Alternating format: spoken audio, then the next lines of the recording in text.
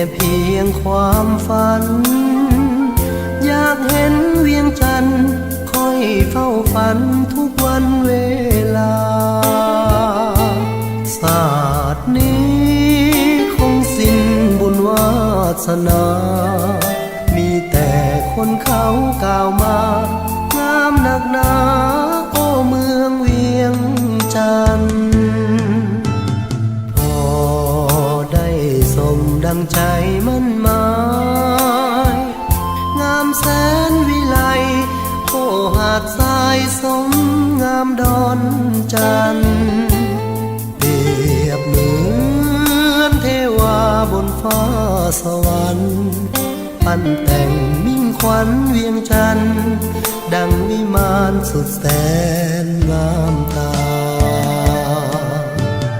งามธาตุหลวงยอดสูงเทียมเมฆสมเป็นเมืองเอ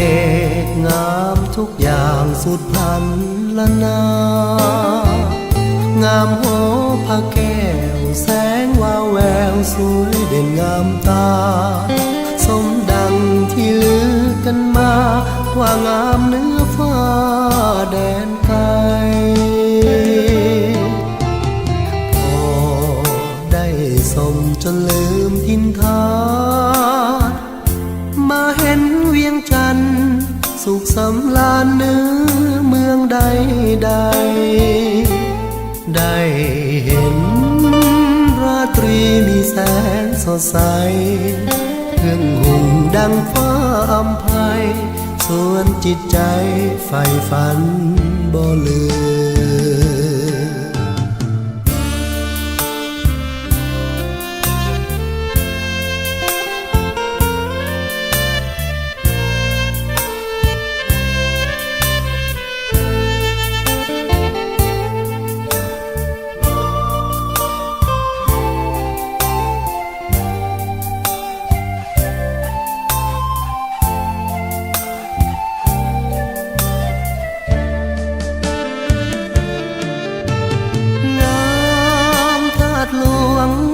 สูงเทียมเม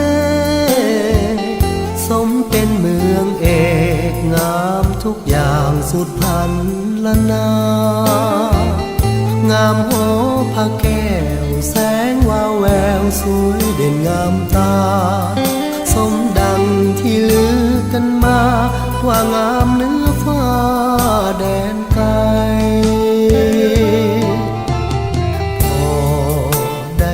สมจนลืมทินทานมาเห็นเวียงจันทร์สุขสำราญเนื้อเมืองใดได้เห็นราตรีมีแสงสดใสเครื่องหุ่นดังฟ้าอำไพส่วนจิตใจใฝ่ฝันบ่ลืม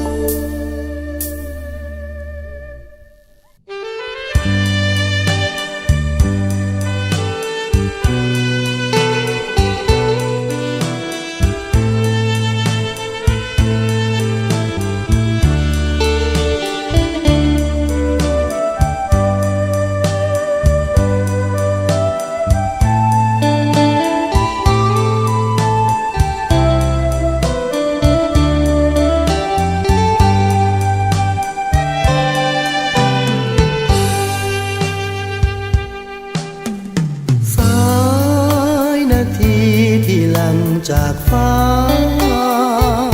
แบ่งพระสุธาเป็นสายและขวาสองฝั่งหากน้ำกั้นขวางก็บ่สำคัญแต่ความสัมพันธ์ของเฮามันคงเลื่อยไปเธอ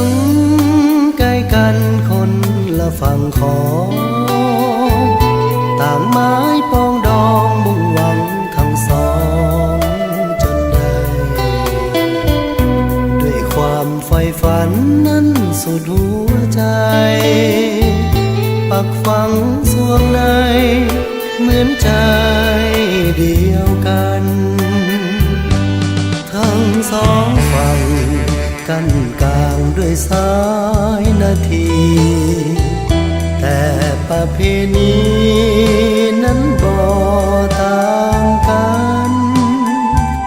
ศาสตร์ลาวและไทยก่อนนั้นเคยได้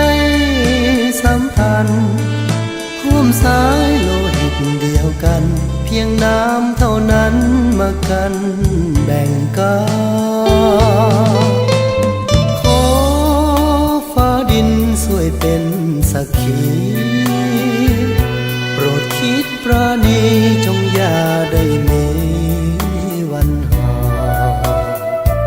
งอย่าให้สัมพันธ์นั้นต้องจืดจางปักฝังชีวิตเนื้อนาทีสองฝั่ง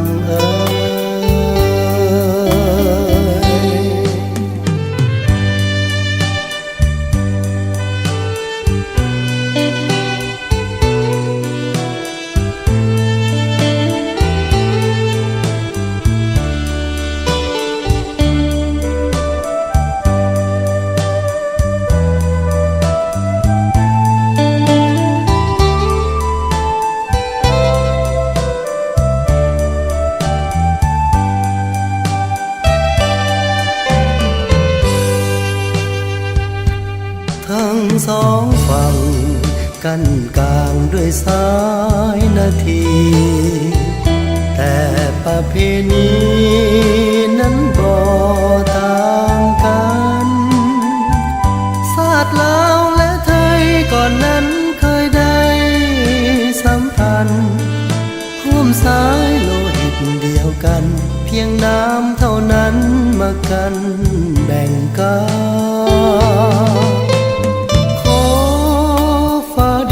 ช่วยเป็นสักขีโปรดคิดปราณีจงอย่าได้มีวันห่างอย่าให้สัมพันธ์นั้นต้องจืดจางปักฝังชีวิตเนื้อนาทีสองฝั่ง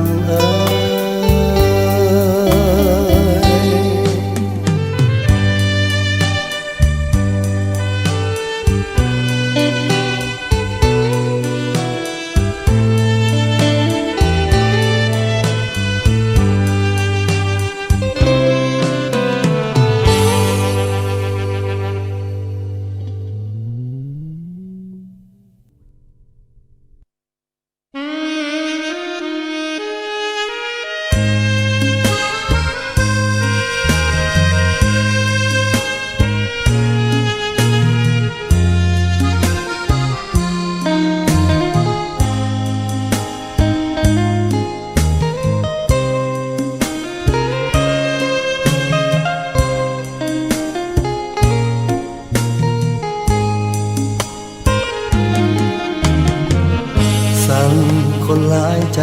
สั่งคนหลายใจจะหักผู้ใดหักไผแท้นี้หักจริงก็บอกอย่าหลอกให้ซ้ำหรือดีหากแม้นบอกคิดปราณีจงตัดไมตรีอย่ามีเยื่อใยสั่งคนหลอกลวงสั่งคนหลอกลวงบอกอย่าห่วงทำห่วงใยจับป่าสองมือแล้วจะถือได้อย่างใดบอกจงหลีกทางไปแนวคนหลายใจบอกปรารถนาผู้นี้ก็สู้ผู้นั้นก็สู้บ่ฮู้เมื่อใดจะไขประตูวิวาจะอยู่ลวงโลกหรืออยู่เป็นเท่าคำฟ้าหรือคู่วิวาหาบ่พบผ่านสั่งคนหลายใจสั่งคนหลายใจ บอกให้แล้วอย่าลวงกันแม้นบ่ฮักแท้จงแก้โซ่สายสัมพันธ์ให้คลายบุ้งออกจากกันตราบสู้สีวันอย่าพบกันเลย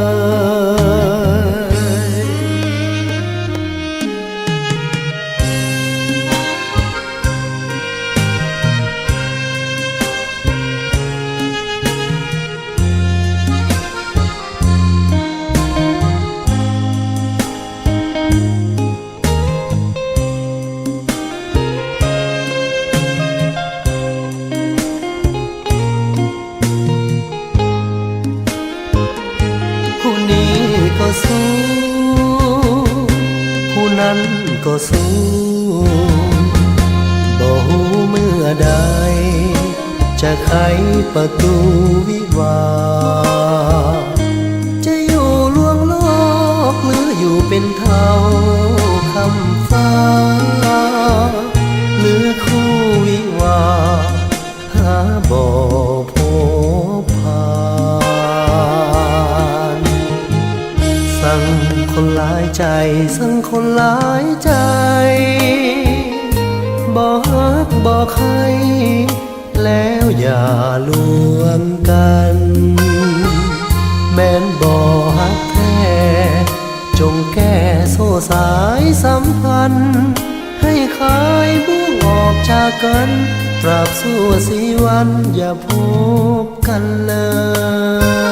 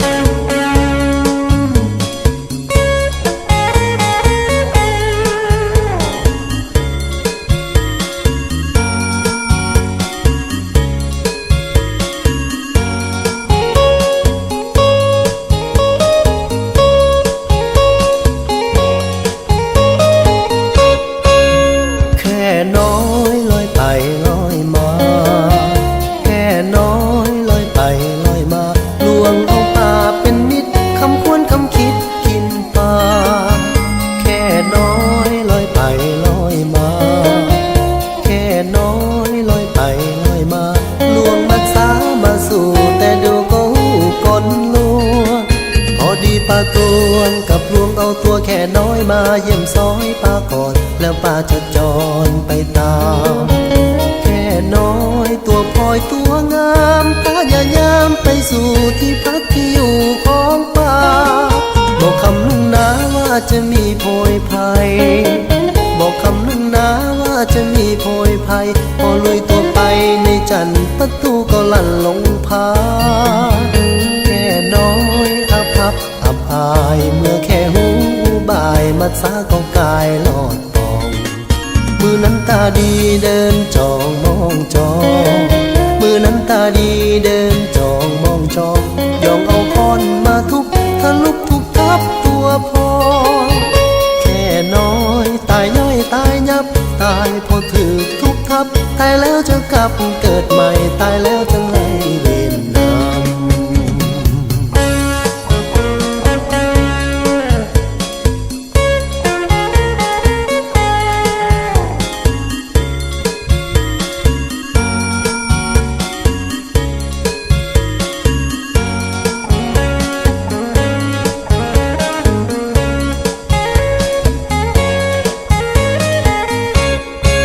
บอกคำนึงนะว่าจะมีโพยภัย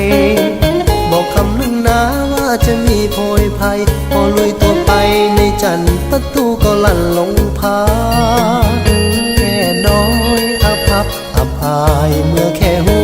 บ่ายมัดสาก็กายลอดปองมือนั้นตาดีเดินจองมอ องจองมือนั้นตาดีเดินจองมองจองยองเอาค้อนมาทุบทะลุทุบทับตัวพอแค่น้อยตายย่อยตายยับตายพอถือทุบทับตายแล้วจะกลับเกิดใหม่ตายแล้วจะไล่เวรนำ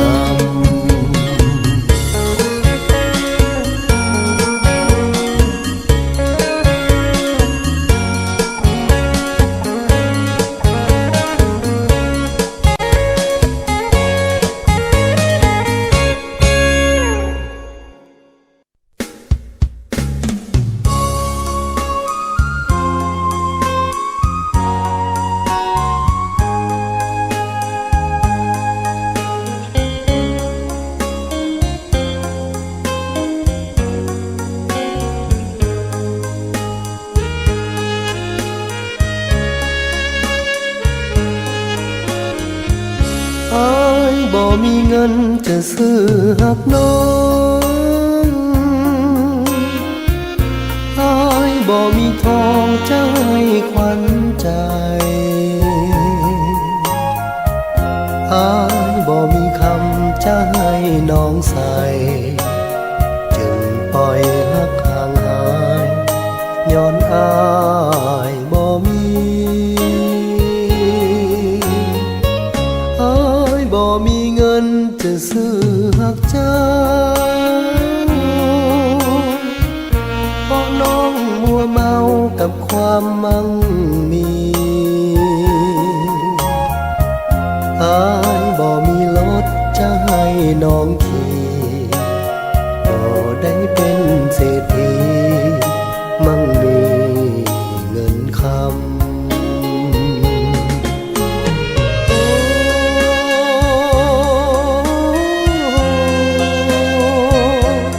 วาสนาอ้ายนี้มันต่ำเกิดเป็นคนก็จนเหลือล้ำฮักจึงระกำซ้ำเติมอยู่ทุกเวลา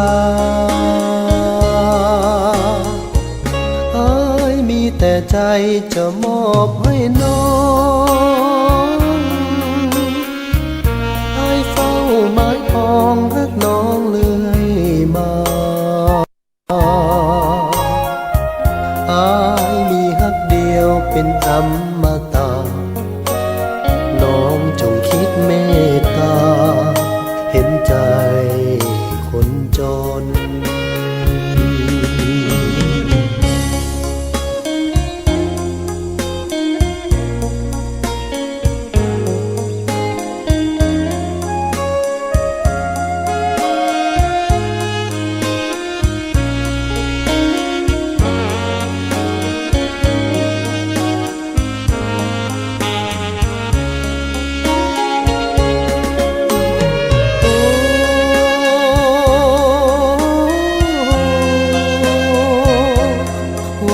สนาอ้ายนี้มันต่ำเกิดเป็นคนก็จนเหลือล้ำฮักจึงระกำซ้ำเติมอยู่ทุกเวลาอ้ายมีแต่ใจจะมอบให้น้องไม้ปองรักน้องเลื่อยมาอ้ายมีฮักเดียวเป็นอมตะน้องจงคิดเมตตาเห็นใจคนจน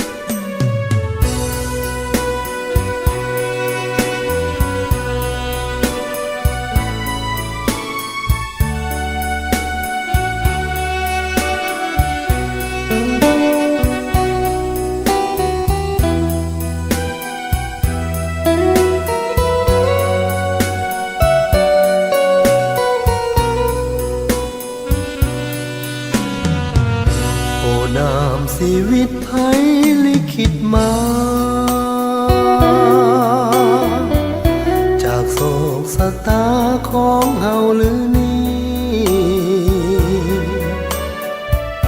จึงโดนความซ้ำระกรรมเกิดมี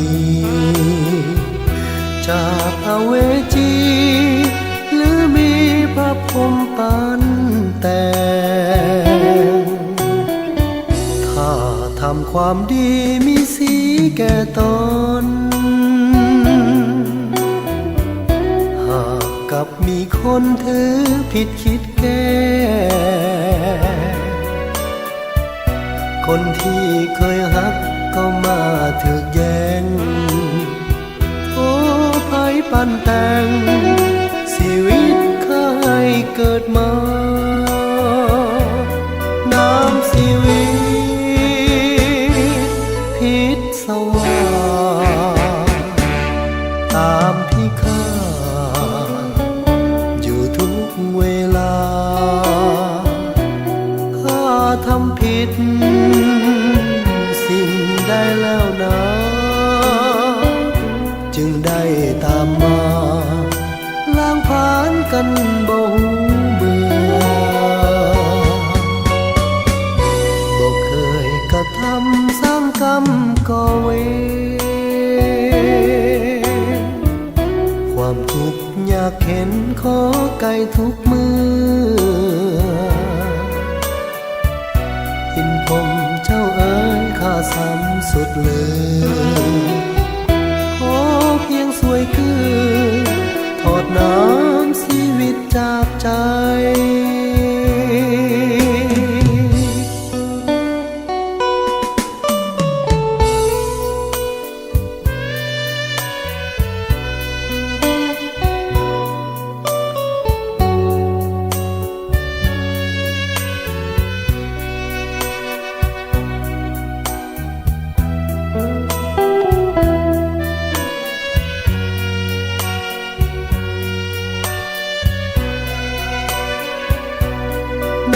ชีวิตพิษสวาตามที่ข้าอยู่ทุกเวลาข้าทำผิดสิ่งใดแล้วนะจึงได้ตามมาล้างผ่านกันบ่หูเบื่อเคยกระทำสร้างกรรมก่อเวรความทุกข์ยากเข็นขอไกลทุกมือหินผมเจ้าเอ๋ยข้าซ้ำสุดเลยขอเพียงสวยคือทอดน้ำชีวิตจากใจ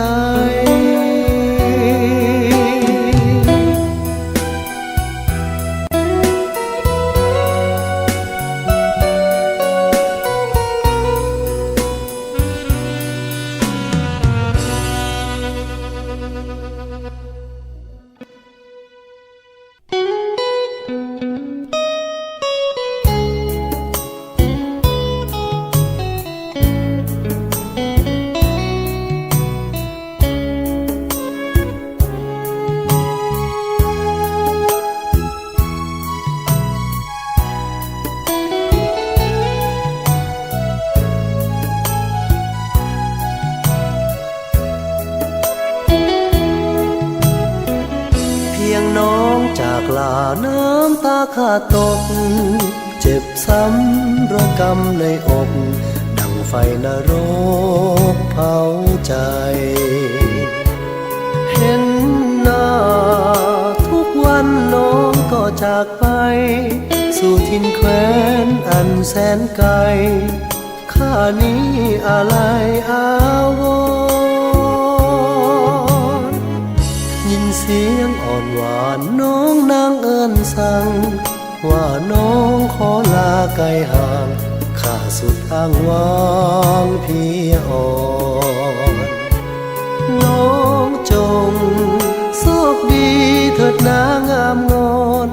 จากไปแล้วอย่าลืมข้าก่อนจงสังวรว่าข้าห่วงใยโปรดคิ น้อยหนึ่งจงมองใจข้าให้ซึ้งว่าหลงคะนึงเพียงใดคิดอยากบอกว่าฮักก็เก่งใจเก็บความฮักซ่อนเอาไว้ด้วยข้าอายข้าอายสิ้นเสียงสั่งลาน้องข้าก็ห่างสู่ท้องนภาแสนกว้างข้าแลมองค้างน้อยใจก้มหน้าน้ำตาก็ลิ้นตกในหมดทางแล้วที่ข้าจะได้เปิดหัวใจว่าหักแก้วตา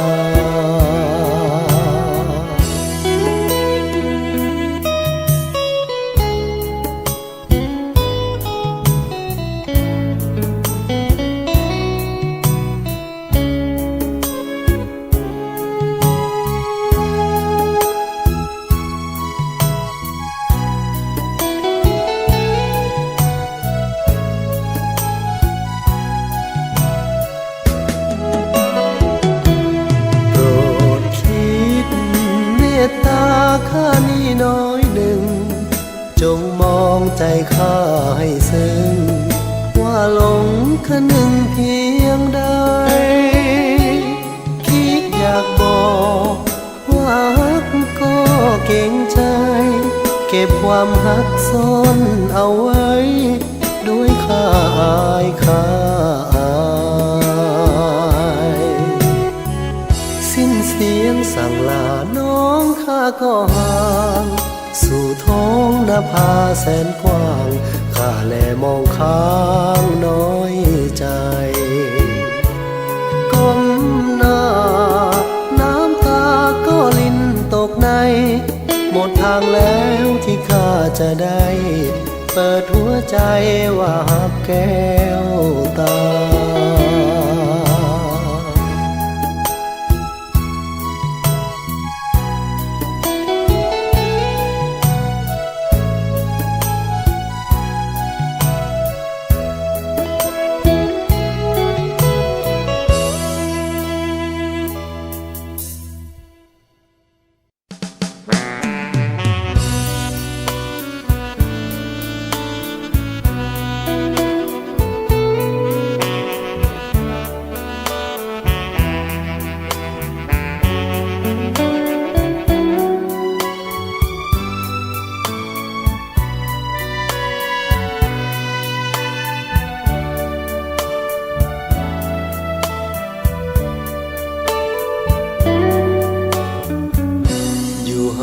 เพียงใดอายก็ไปถึงนาเพราะอยากพบนางเพราะความหักนางหนักหนาแต่เหตุใดน้อนางจึงหลบหน้าปล่อยอายเศร้าราให้ค่าชีวิตป่าข้ามเขาอายก็อดสาไปโทหน้าน้อยใจนางหนีไกลให้คิดจวบจนบัดนี้ต้องทนเจ็บจิตเมื่อรู้ว่าหลงผิดหักนางข้างเดียวอ้างจนอยากให้หรือสู้อย่างใดนางจึงได้หนีไกลบอกเกี่ยวปล่อยอายทนเพื่อทมคนเดียวสิ้นความฮักสิ้นความกลมเกลียวนางบ่เหลียวบ่แลอายเลยเมื่อนางบ่ฮักก็ควรเป็นมิตรกันสายสื่อสัมพันธ์ก็ควรให้มันอย่างเคยเมื่อยามพบเห็นจะทำหน้าเสยอย่างน้อยก็ควรจะ ายจากคำ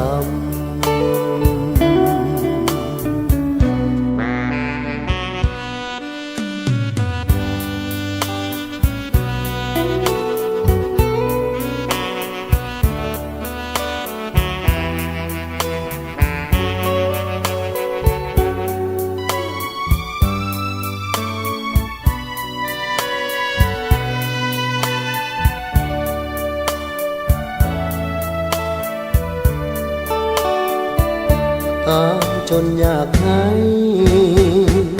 หรือสู้อย่างใดนางจึงได้หนีไกลบอกเกี่ยวปล่อยอายทนเพื่อทมคนเดียวสิ้นความฮักสิ้นความกลมเกลียวนางบ่เหลียวบ่แลอายเลยนางบ่ฮักก็ควรเป็นมิตรกันสายสื่อสัมพันธ์ก็ควรให้มันอย่างเคยเมื่อยามพบเห็นจะทำหน้าเสยอย่างน้อยก็ควรจะเอ่ยทักทายจากคำ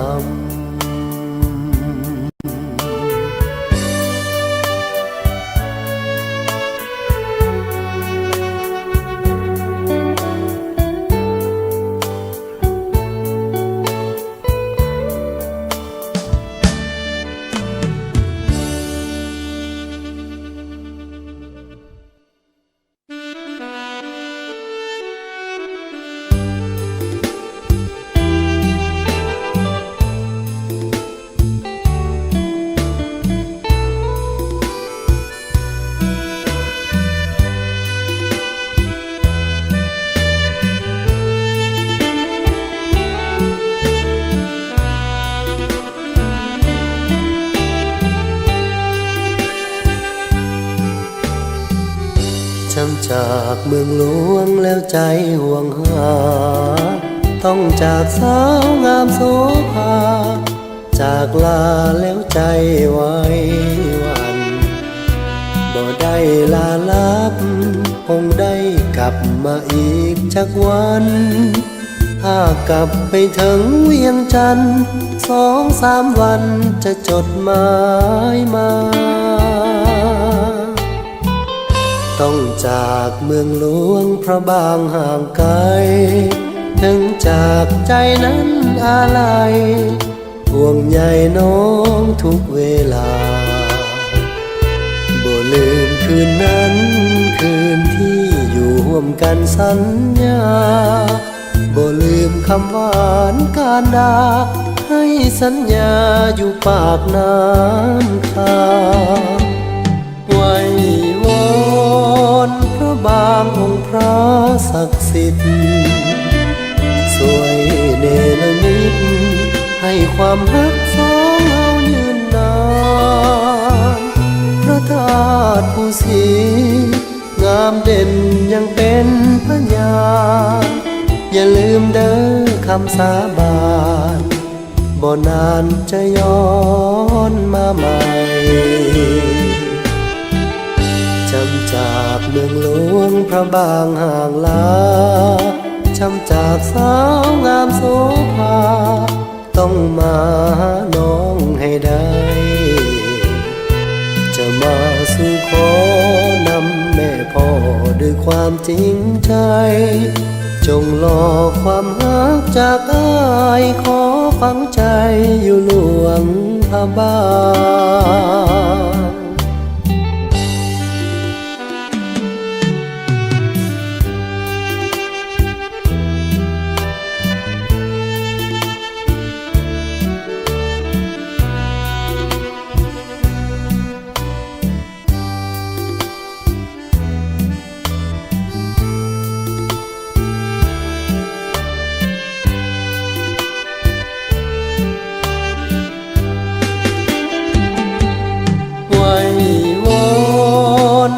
บางองค์พระศักดิ์สิทธิ์สวยเนรมิตให ให้ความรักสองเรายืนนานพระธาตุผู้ศรีงามเด่นยังเป็นพยานอย่าลืมเด้อคำสาบานบ่นานจะย้อนมาใหม่จำจากเมืองหลวงพระบางห่างลาจำจากสาวงามโสภาต้องมาหาน้องให้ได้จะมาสู่ขอนำแม่พ่อด้วยความจริงใจจงรอความรักจากอ้ายขอฝังใจอยู่หลวงพระบาง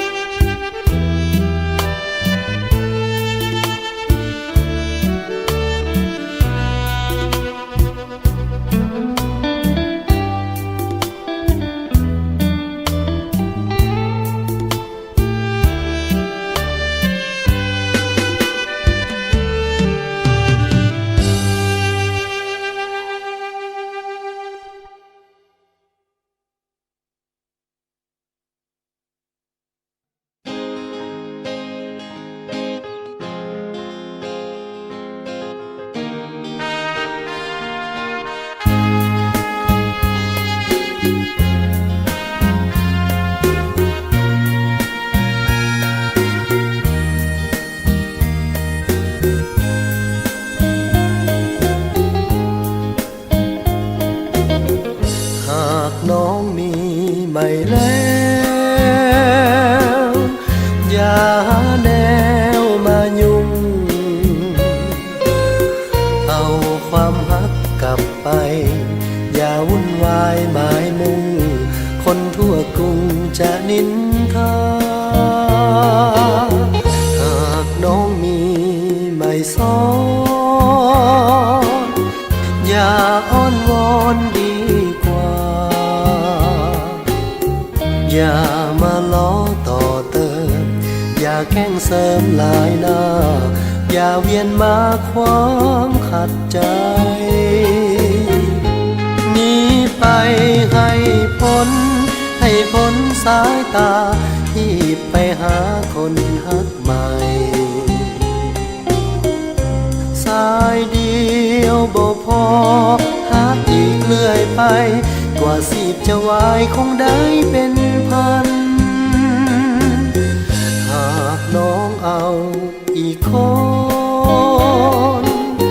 คงปะหนึ่งคนเสียนั้นคืนความรักหน้าสั่งคืนความหวังไว้นั้นแยกทางกันเสียเถิดเฮา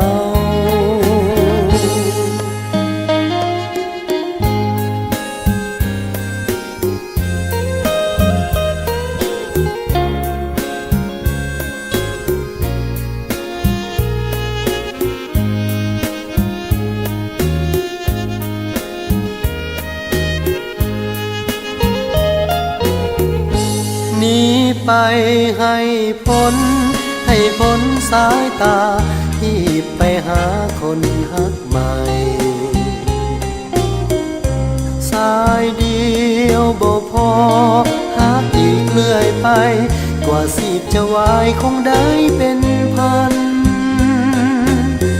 หากน้องเอาอีกคนคงปะหนึ่งคนเสียนั้นคืนความรักหน้าสั่งคืนความหวังไว้นั้นแยกทางกันเสียเถิดเฮา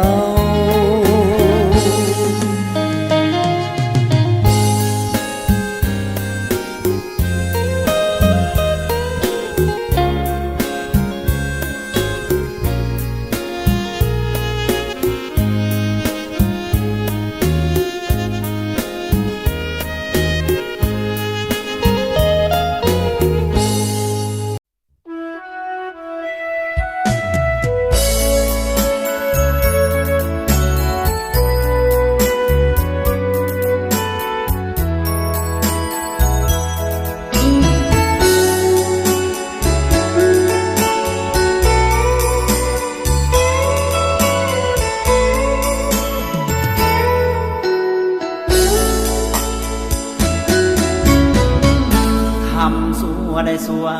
ทำดีได้ดีจงจำคำนี้ให้ดีเถิดท่านทุกคนพระพุทธองค์สอนไว้ให้เฮาพาเพียรอดทนทางความหลุดพ้นจากความทุกข์ยากนานาเป็นคนทางศาสตร์อย่าขาดของธรรมอย่าสร้างเวรกรรมผลกรรมสิติดตามมาให้ละให้ลงความโกรธลดความโลภมาโลภาพุทธวาจาสอนมาจำไว้ให้ดีจงเลี้ยงดีสิ่งที่เห็นว่าสวยอย่าไปเกือกกลัวมัวเมาจะเศร้าเก่าสีมาแข่งกันสรรสร้างความดีจึงจะสุขีทั้งกายและใจทำดีไว้เถิดเมื่อเกิดเป็นคนคุณค่าของคนอยู่ที่ผลงานสร้างไว้ครั้งหนึ่งคนเดียวลงผิดพลาดสังคมอาจให้อภัยบ่ลาบ่สวายสำหรับผู้อยากทำดี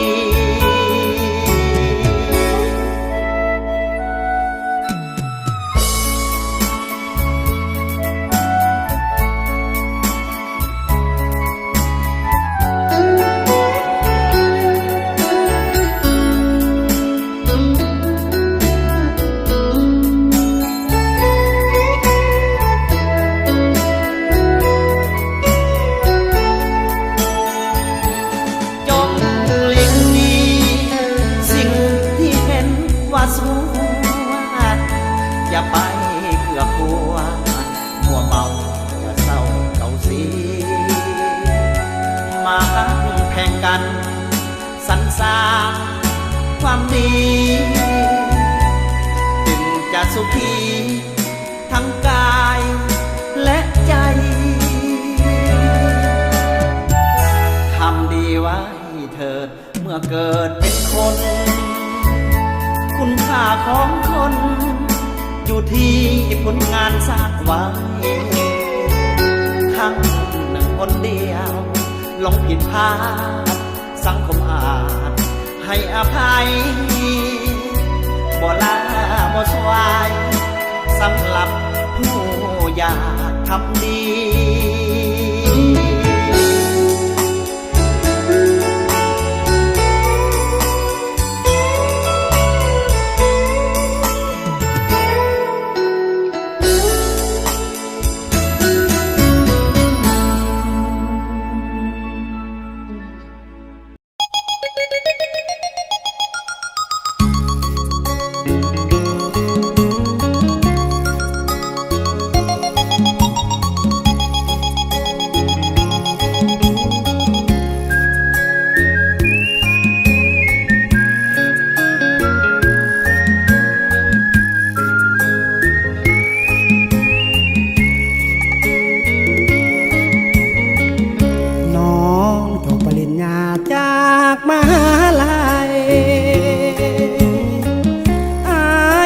คันไทยกาของคงนาน้องเฮียนภาษาอักษรศาสตร์อายเฮียเรื่องค่าไทยนามันไกลเกินกว่าดังฟ้าและดินน้องนั่งรถเก่งฟังเพลงเปิดแอร์อายนี่นั่งแต่หลังควายฟังเสียงนกกาน้องกินอาหารเมืองนอกอ้ายกินผักนอกกับแถวป่าบ่อาจเอื้อมหาน้องมาคู่เคียงกายแสนไกลที่จะไฟคว้า ฟ้าแต่อายนี่ตามเพียงดินจะขออยู่อย่างคนจนบ่ขอดิ้นรนฝันไฟทวินย่าน้องอยู่พินเสียเกียรติศักดิ์ศรีอายเกิดมาจนต้องทนทำใจคงบ่มีใครสนใจผูกมิตรไมตรีจึงได้แต่เศร้าหม่นมองหากน้องมาตั้งหลายปีเพื่อเกียรติคนดีอายนี่ขอลา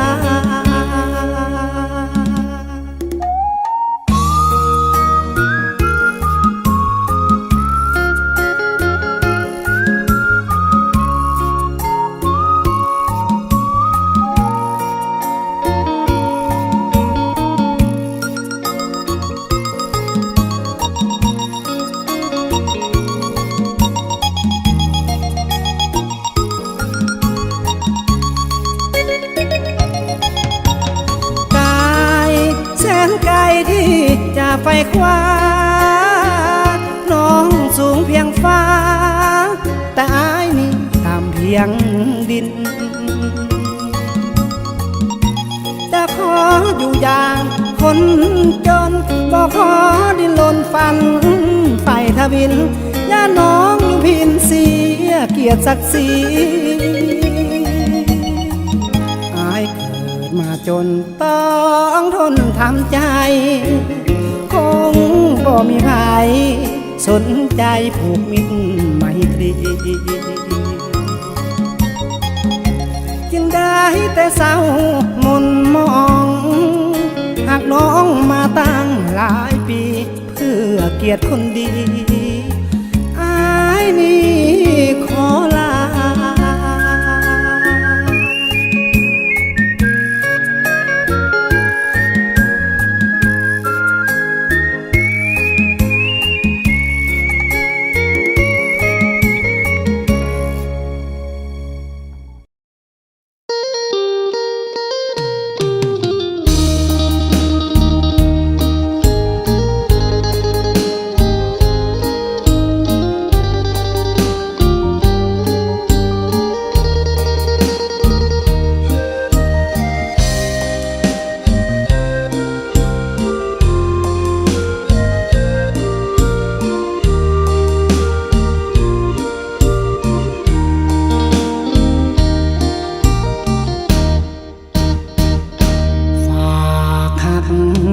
ฝากใจฝากไปตามลมถึงแม่ตาคมสาวลาวต่างแดนผู้หญิงซื่อสองที่จองเอาไว้เป็นแฟนฝากหาข้ามแดนอเมริกาฝากหักข้ามฟ้ามาหาคนดีทุกนาทีอายปรารถนาถึงอยู่ห่างกันต่างกันคนละเวลาแต่ใจห่วงหาอยู่ทุกนาที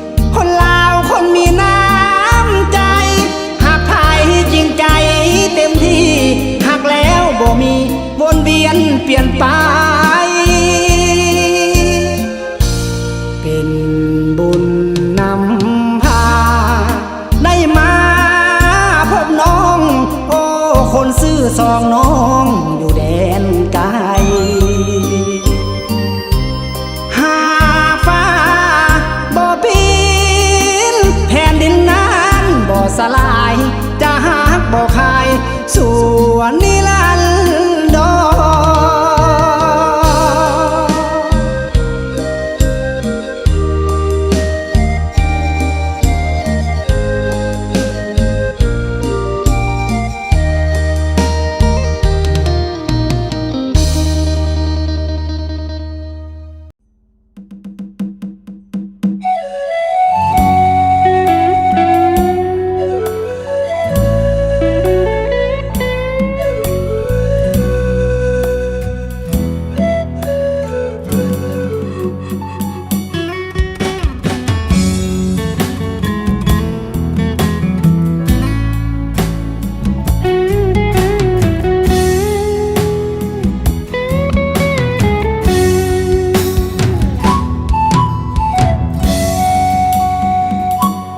เส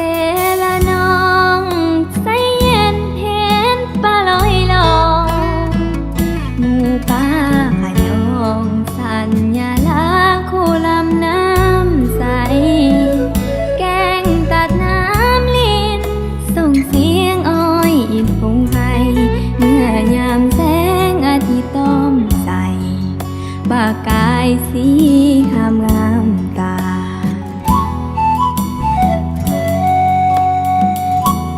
เสละน้องแห่งนี้เคยมีอดีต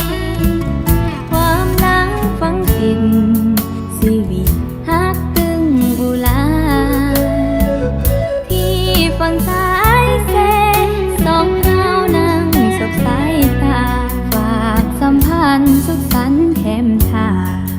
เมื่อยามนกกาคืนหา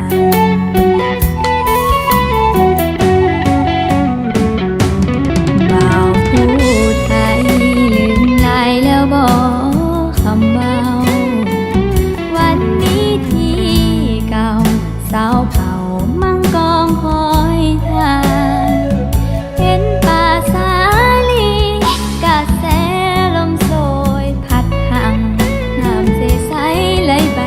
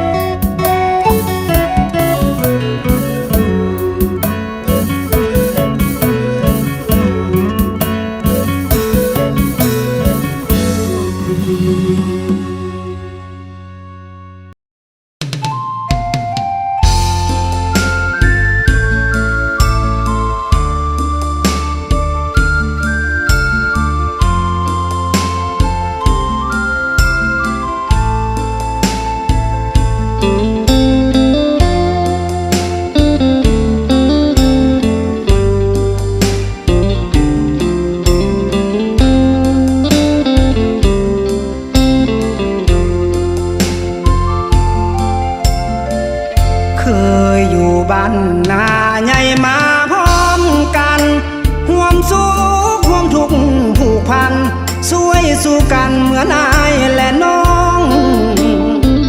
บาดนี้น้องสาวเป็นดาวอยู่เบียงวังทอง คงลืมอายแล้วละน้อง ลืมทุ่งท้องนาเคยอยู่ ได้อยู่เวียงวังฟังเพลงสากล ลืมแล้วความยากความจน ลืมคนที่เคยเคียงคู่ ลืมมุ้งลืมหมอน ลืมคอลืมคนอุ้มสู่คงเป็นผลบุญช่วยหนูโสมตัวได้อยู่ห้องแอร์ข่าวลือมาว่าเจ้าเป็นดอกฟ้าลาตีท่ามกลางแสงสีคนดีมีสายแหนแห่บ้านนอกคนจนหน้ามนบ่สนใจแลบ้านนอกบ่มีดอกแอมีแต่ก็เพียงสายลม เมื่อแอเพพังห่างกายเสียสูญรูปทรงของเจ้าหมดคุณเนื้ออุ่นเจ้าคงตรอมตรม อย่าลืมบ้านนอกของเฮาเถิดหน้าตาคม จะขอพักแม่แอวกลมด้วยลมของหนุ่มบ้านนา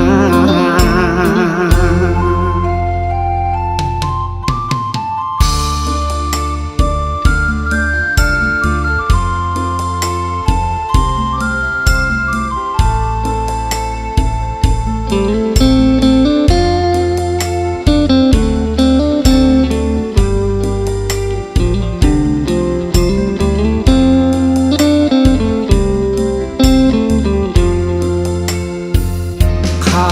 วลือมาว่าเจ้าเป็นดอกฟ้าลาตีท่ามกลางแสงสีคนดีมีสายแหนแห่บ้านนอกคนจนหน้ามนบ่สนใจแล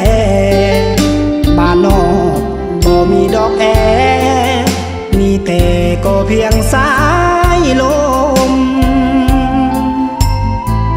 เมื่อแอเพพังห่างกายเสียสูญ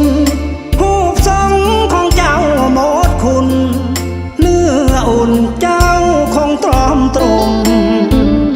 อย่าลืมบ้านนอกของเฮาเถิดหน้าตาคม จะขอพักแม่แอวกลมด้วยดมของหนุ่มบ้านนา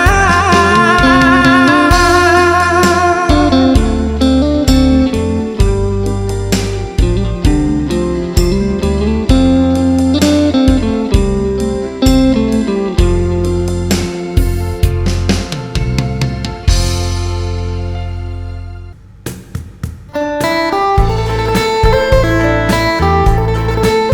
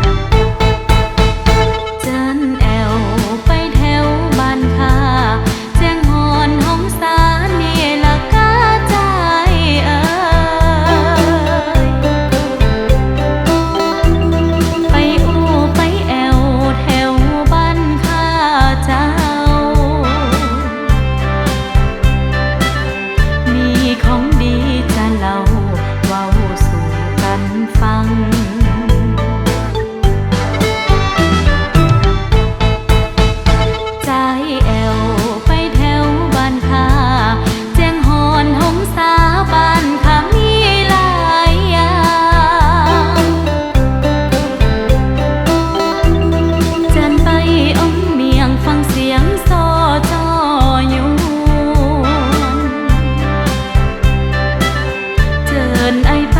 ถึงมวนกับสวนเมียงเมืองเหนือหักใจเป็นเบาขาดสาวเป้าเปลี่ยว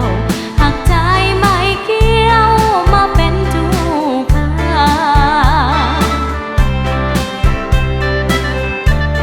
น้องก็บอกว่าอยากมาเป็นเคยมาเตอปีเอ้ยคันบ่จูหลอกน้องถ้ามาบ้านน้องถ้าจะบ่ให้ยามน้องจะพาขี่จั